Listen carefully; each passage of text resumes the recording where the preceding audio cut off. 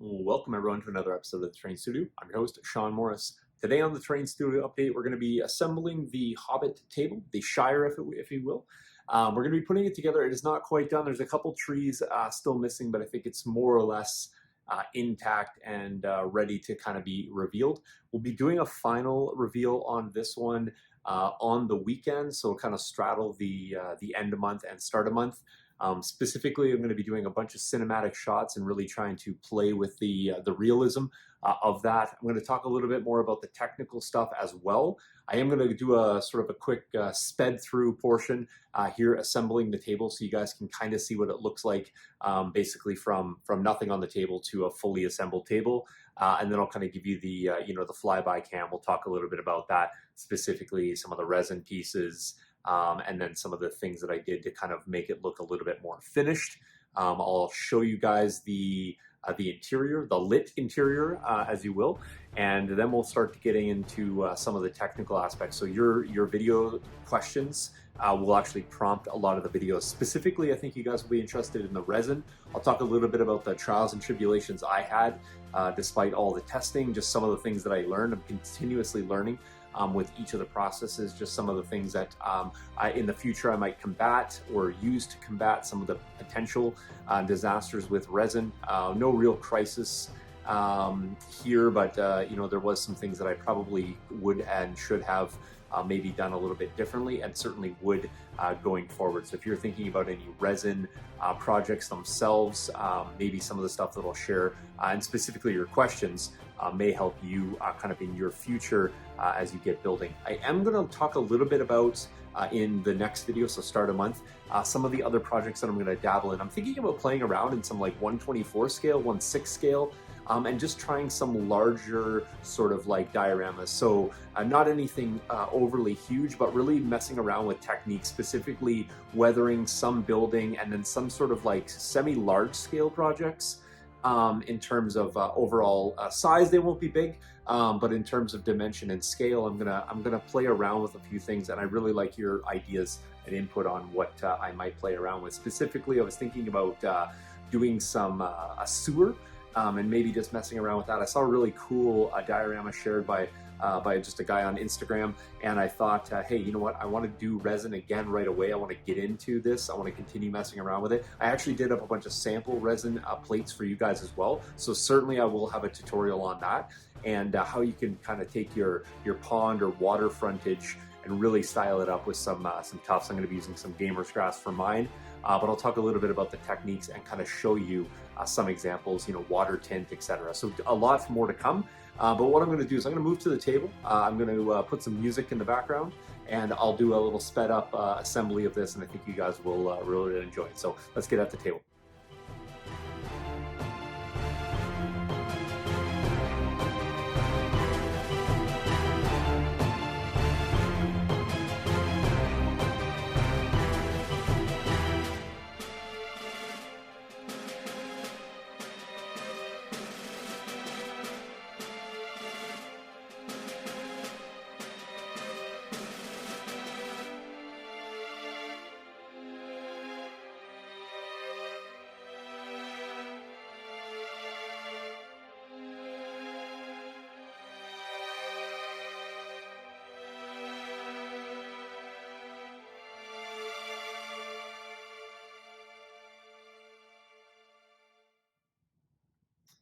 All right, so you can see here, obviously, a few focal points, one not being this pig who's gone astray and is over there, so we'll go ahead and plunk him down in the pig pen. So you got a couple things kind of going on in this particular corner. One, the watermelon. I know I had a question online, and somebody said, like, I don't really know how that fits sort of the Shire.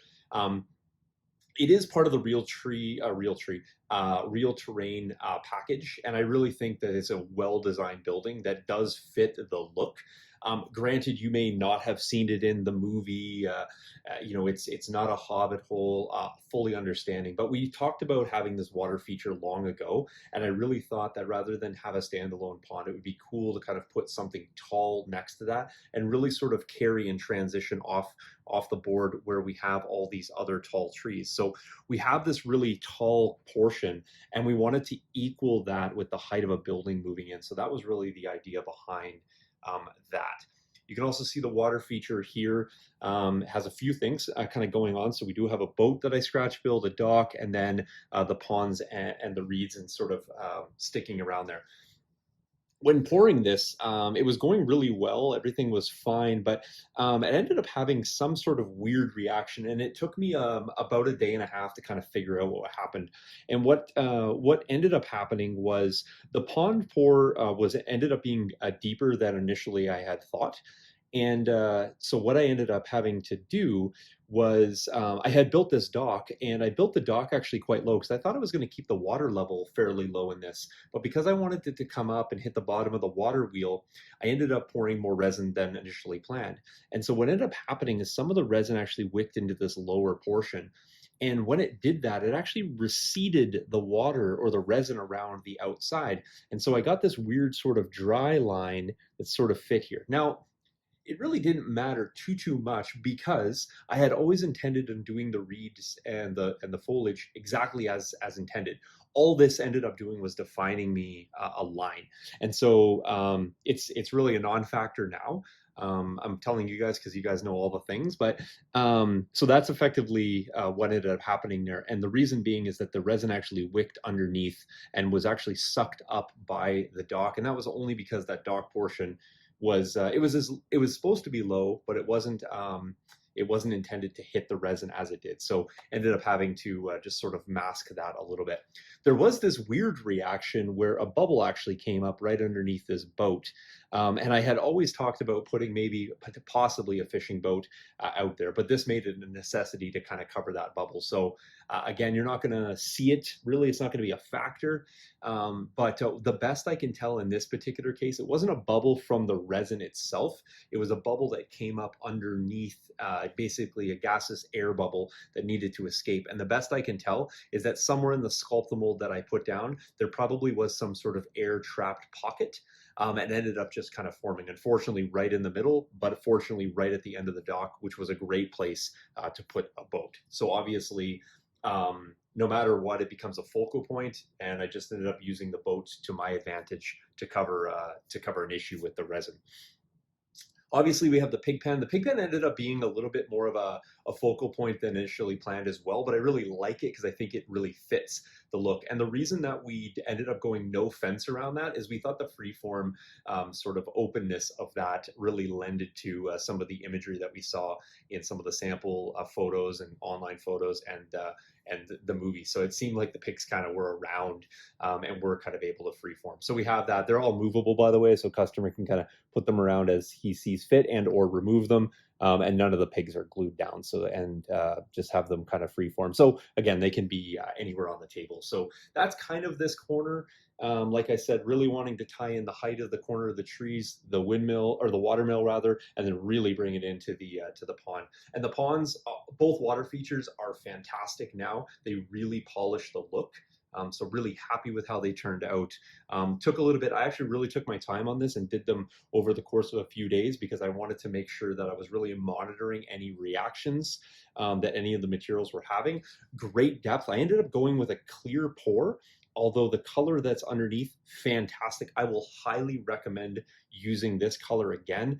The depth that I was able to achieve with just the gradient that I put in with the airbrush was fantastic. And then I'll talk a little bit about when I do the sample, the resin sample, that'll be a tutorial for next month.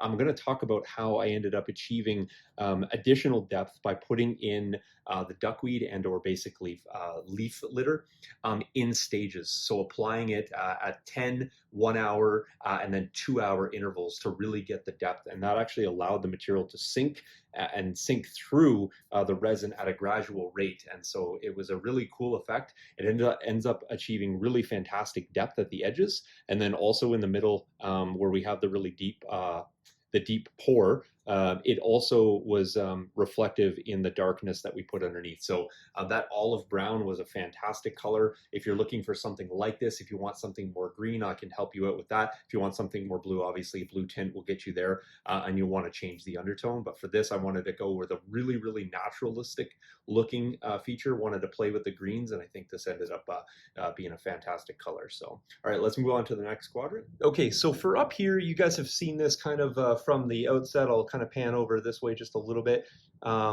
There's the one tree that needs to be done. By the way, just in case you haven't followed the project or just new here, the trees are actually staked, and so they can go and be removed, but you can also swap over any of the trees. So any of the trees that are done on the Woodland Scenics tree bases, they fit into any of the holes, and then any of the trees that are done with the resin bases, like these ones, they actually fit into the resin base holes. They are all interchangeable, but these ones aren't going to fit in here very nicely because there is a stake at the bottom. So those ones are the only ones you can't move around. So half of the trees basically can be interchanged. For example, this one right here, just pull this guy out. He's got a really, really long stick. And then it can also fit into here, just like so. And then likewise, I can just swap this over and put him into that. So that just gives the customer some versatility. You can change around, make it look however you want, play with some colors, et cetera, et cetera. So over here, obviously, we have three hobbit holes. Two are sort of featured a little bit down low. We'll zoom down there a little bit, right there. And then obviously this guy up on the hill that commandeers and really was one of the two focal hill points that we wanted to look at. And when I get into the cinematic shots, of which I will include in a sort of a separate slideshow, I really wanted to kind of pick the eye levels and get some really cool eye line shots, and this was one of them that really achieved some neat looking topography if you go from the top of the hobbit hole. So obviously featuring a couple taller trees on the backside, and then framing in this corner. We really did want to frame in the end of the table. The rest of the table is quite open, that being from bag end, and then the water feature. So the other end has really massive topography changes. This end here is a little bit more stagnant, a little bit more level, but we achieved some of the looks by changing some of the tree heights. So obviously through here we have some of the trails, so some of the smaller roads, secondary sort of pathways, if you will, and then the main road traveling up. And then we have this small sort of open one here on the top side, and then featuring some gardens kind of through the middle here. So we wanted to certainly put in some crop rows, but we weren't really that interested in making a garden for every one of the holes. We wanted to kind of have each of the holes sort of feature their own little things. So, you know, over here we have some tree, a bench set up, and then another small bench over here. Through the middle, this is kind of either the guy who looks after the pigs and or the farmers up through here. So we went with the pumpkins. And then three different crop rows. Again, changing the orientation really played with that, so they weren't all running in the same direction. We didn't want to have a lot of uniformity in that, so we went with four different types of crops. Some of the stuff you can move around. This is glued down. These sort of haystacks are just small features to move around. Again, wanted to have some elements that moved and some that didn't, but anything that does move around kind of has a lot of versatility in where it can be placed, likewise with the pigs. So I'll kind of talk a little bit about some of the stuff that moves and some of the stuff that does not. We also have these little lanterns. They're also pegged, again, cutting down as much height on the tiles as possible. Reason being is one, for storage, two, for shipping. So when you get to these tiles, the tallest things that really are fixed points are the chimneys. Everything else kind of breaks down, although some of the tiles are considerably taller than others. So that's kind of the look through the middle. Again, when I went into to do the flower bases, really kind of focused in on colors. So, you know, the reds and kind of bringing them through into some purples. Down here, some more purples. Up here at the top, a little bit of yellow. Down here, some fuchsia. So each of the hobbit holes sort of features a predominant color, but then does have a blend into some of the other adjacent hobbit holes and kind of has some transition. So it's not really, really stark gradients, but there is definitely some distinct looks that are focused in on each of the hobbit holes. We do have the clump foliage going through to create those sort of bushes, the crop rows, or hedgerows, if you will. And then some of the fences, obviously, they were a really nice find, and I'm really glad we went with those. And they're kind of dotted throughout the entire landscape. So, and then some crates and barrels around each of the hobbit holes just to give them a little bit of character. So let's move on to the sort of middle portion. So we've kind of talked about quadrants, but I think I'm going to kind of expand that out and talk a little bit about the party tree area as a little bit of a separate feature. So party tree, obviously big focal point in the movie.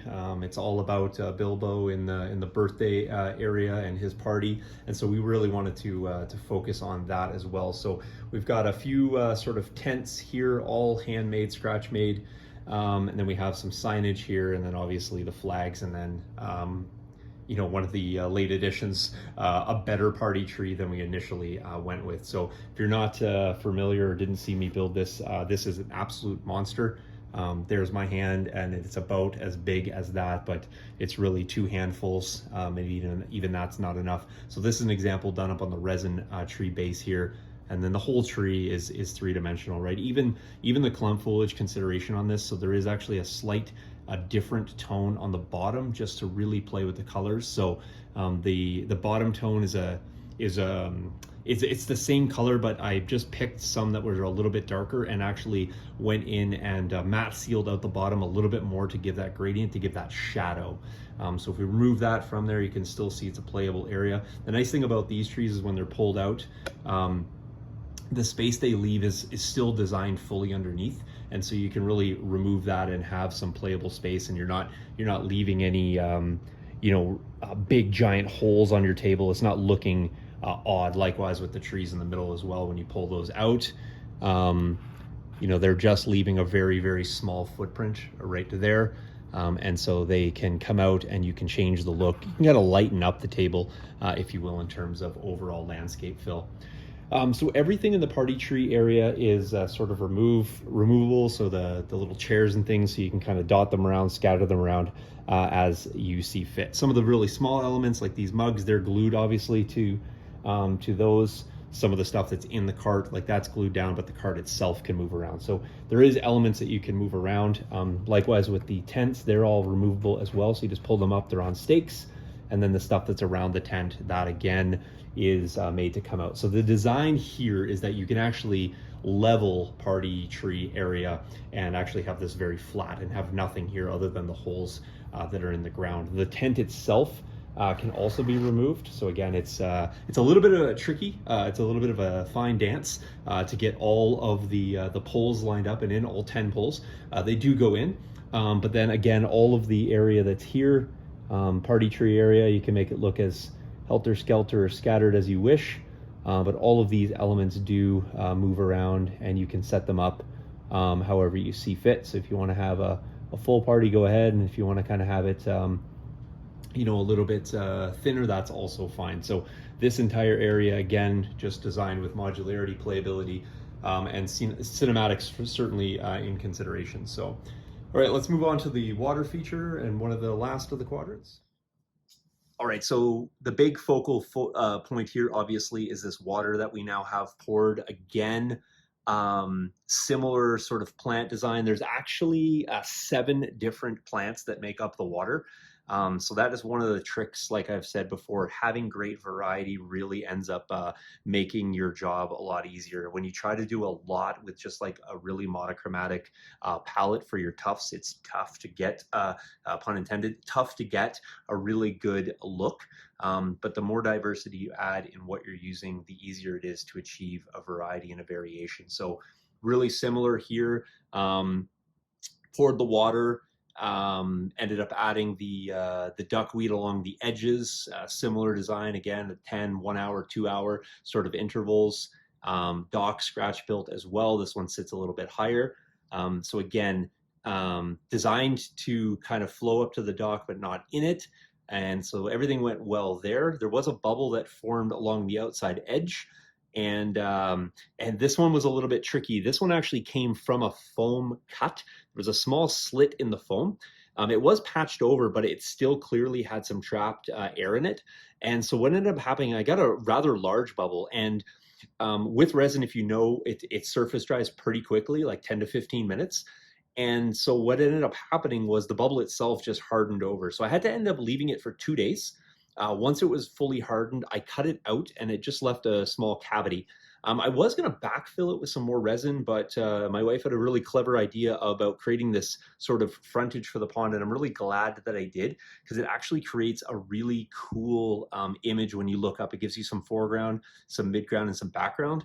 And we just kind of decided afterwards that it would have been a little bit too much water frontage without anything here. So this is sort of simulating, another shoreline, kind of where my hand is, and I really am happy with that. So I ended up extending it quite a bit out to cover more than just the bubble, because the look itself was really unique. So that is one of those happy accidents, if you will. Obviously down here, two really distinct hobbit holes, really some of my favorites, one of my favorite ones on the whole table, really sunk in with that secondary window, chimney sort of in the background here, that hump that sort of flows down. If you remember, this is one of the first tiles that I actually shaped on the whole table. And then it flows into this really empty background. And the reason being is that you want that line right up to bag end, which we'll get to in a second. Cool thing about this is it does trail a little bit into Party Tree, and then you do have a few of the hobbit holes there in the background. Really cool shot actually happens through here, right up to the hill on the other side, and that's some shots that I'll get you as well. So again, no difference here in the water pour other than this was an edge pour. So just use my tape dam here. You can see that we have the translucent edge. That's intentionally not painted over, just to give you that illusion of the water and really kind of set that cool visual aspect. Another really cool part about this, initially I talked about putting down some transparent water gel to create some wave effects. That quickly went out the window as soon as I realized that you get some really fantastic reflection shots when you're photographing of the hobbit holes reflecting off this calm water. So opted for the calm water, which I think is fine. These are ponds or little mini lakes, and so they don't have to have sort of turbulent water. The turbulent water actually plays better if you aren't going to do a heavy vegetation shoreline. So this one ended up being really nice. I'm happy with the gloss finish. It will pick up fingerprints from time to time, so you do have to kind of buff that out. But that is an easy feature, or an easy cleanup method. I can tell the customer about that. You guys will encounter that as well if you do pour really clear resin. And then some of the things that you can achieve with the depth. Again, this one ended up not having Sculpt-A-Mold in the bottom. And so I actually think that if I was going to do this again, I would have Sculpt-A-Mold right to the edge. And I probably would have ironically cut this even lower. It would have made the depth of the pour a bit deeper, but I think I could have achieved a little bit more of a gradient with the coloration. Still quite happy with how this ends up. This one ended up looking a lot deeper, even though the pour is actually shallower. So the overall effect is still there. I think I would have just done it slightly different, in the sense I would have made this cut down just a little bit more, not significantly more, but maybe 50% deeper. Again, end result is still well within the bounds of awesomeness, and so I'll take it. All right, let's get to bag end, and then we'll get into actually looking with the handy cam, and we'll kind of look inside and show you the colorations that are achieved through the lighting. All right, guys, so the last sort of quadrant, lots to see here. We're going to start with just the tucked away hobbit hole right there on the corner. Really like that because it does extend bag end right around the corner. It really does sell that S-bend that we have going through. There's two holes right in the middle, kind of the neighbors, if you will, and then we sort of join the front yard on that. And that's actually a really nice inadvertent center feature, but doesn't detract too much. In fact, it's one of the larger of the hobbit areas specifically, but doesn't take away too much from everything that's around it, and that's really important. You don't want to necessarily draw artificial attention to the center of your table, because then that really becomes sort of the fixated point on there. In fact, we actually draw everything to the corners on this and then bring you back to the middle with some of the features, as a Party Tree being one of those, right? Party Tree is a focal area if it's set up, but if you take that away, you're actually going to be drawn away from there quite a bit. So speaking of corners and drawing attention, bag end is certainly obviously the main feature on the table. It's the most dominating both height-wise and in terms of overall footprint. So fully scratch built, obviously this wasn't part of the package, and so really trying to emulate both the style of the other buildings as well as the Shire itself. And then that wall that we ended up putting in was a really nice feature that really carried the look along there. And then we did want to have the dual roats sort of running in front of there, both to create that that look that's achieved in the movies, obviously with Gandalf's cart coming up, that sort of sloped ridge. But really wanting to sell again, having to climb up to get to Bag End. Went with a tree up here, not overly large, but again, big enough that we thought it fit the look. Went with a dark color up here, just again to draw attention, but really not taking away from here. We didn't want to blend the tree too much in with the hill. And then obviously I went with a little bit more foliage on top of the hill than initially that you guys saw. Basically, I left it pretty bland for the longest time, but ended up blending that out. And again, wanting to get that chimney plug to fit into there. So there's the one of the hidey holes that you can see down in, and then blending that in so that it's not taking away anything, but certainly a cool Easter egg on the table. And if you know about it, you know about it. And if you don't, you probably never pay any attention to it at all. So, and then again, Bag End wraps around the corner. Quite a bit of foliage and coloration brought in here. We got the pumpkin out front, of course, pretty iconic. That's fixed, by the way. And then we bring it around the corner with the small well. I don't want to forget the well. The well's a really cool add-on that really sort of sells that space between those holes and kind of fits well with that garden look. So have a little lookout point right here. And again, just selling the features between the two roads. And then if I back this up just a little bit, again, just picking on that bland area right here, just with the two chimneys, but giving some open space. You know, it's not important to fill every single element of here. So if you notice, we actually have some blank space through here, the backside of that one, and running right up onto the hill of that hobbit hole there. So a lot of blank features through there. And if I pan over here as well, again, just out in this area, away from that corner, a lot of bland space through there. So we didn't fill every element of this, but I still don't think that a bland space detracts from the table at all. It doesn't make it look like it's lacking an element. It just kind of fits the overall look. So, so that's the table at a glance. I'll give you guys lots of shots.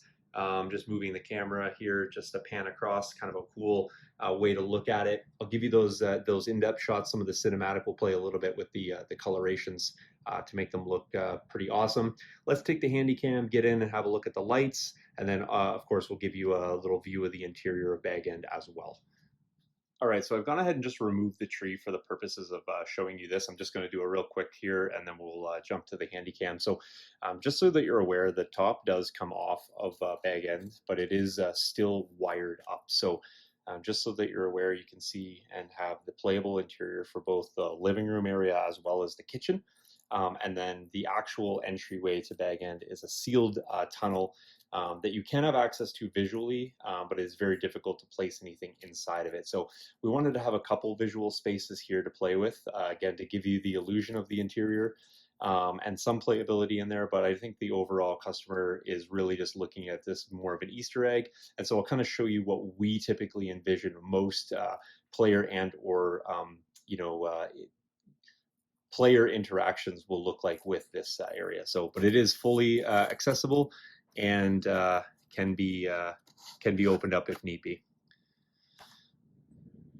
All right, so just to close off this update, we're going to give you kind of the handy cam, if you will. So down in here, we have the internals. They'll be cleaned up a little bit more, just FYI. So the switch is just not glued down. This is the tab for that. This is actually in place, and then this cord runs to the power. This will actually have a cap over it with a finger hole, so you can pull over to access the magnetized cover. But just kind of wanted to show you that that is sort of finished off, and the rheostat controls and light controls are actually in here. So there's three ways to kind of view the interior. The first being through the fireplace in the kitchen. So we're just going to zoom in there. And so again, you can sort of basically wherever your eye can see, there's a visual. So that's looking into the fireplace, and then you can kind of see all the way through.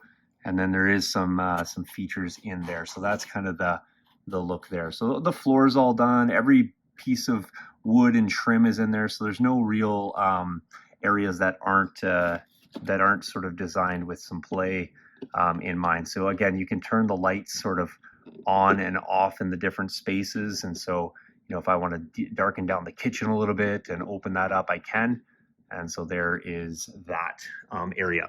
The other one that you want to view through again is through this chimney port. So we'll unplug that and then you can have a look down in there again. So right over to the fireplace there, wood paneling's all done, table, carpet, you know, table obviously set up with some mugs of ale, and everywhere you can look around, you can see interior details. And so that is the overall look there. Go ahead, oops, rotate that around. It does pop in nicely. There we go. And then last but not least, we'll zoom in on the entryway here. So again, the light is at the top. You can adjust that as you see fit. Let me see if I can reach around to the controls. So again, I can darken down the other room just to kind of control that. Turn that one down, turn that one down, turn this one down here. So if you want to have kind of a, you know, a little bit of light escaping from the other room, if you want to kind of turn this one up and make it as bright as possible. And again, everywhere you look in here is detail. So right up to the ceiling, every bit that you could see visually has some detail. So, and again, right down into the to the door. So that's kind of that hidey hole there. So we wanted to kind of leave that open as a little bit of an Easter egg. Sorry, the focus. There we go. And so you got hidey hole, and hidey hole. And again, that nice black finish, finishing it off through there. So there you have it, guys. That's kind of the table in its complete form. Look for lots more pictures, look for lots more sort of snips of this. Any questions, comments, etc. Welcome, of course. Water feature, really looking nice there on the front side. And to get a kind of sense of the overall height, you can really kind of see that if you were to use the side there. So there's your slope on that particular edge, going from about 1.5 inches to about 18 inches. When you add the tree at the top side, probably even a bit more than that, probably closer to 2 feet actually there. So, and then when you pop down here and kind of get that water feature shot right up the bag end, missing the tree in this particular shot, but there you have it. Lots of detail, and again, sloping all the way over, you know, to the corner over there. Really cool, especially if you start like focusing in on the backside and everything else starts to blend out. So there you have it, guys. Let me know what you think and comment below, and then we'll get into the tutorials and the upcoming videos. Thanks for watching, guys. Catch you in the next one. Cheers.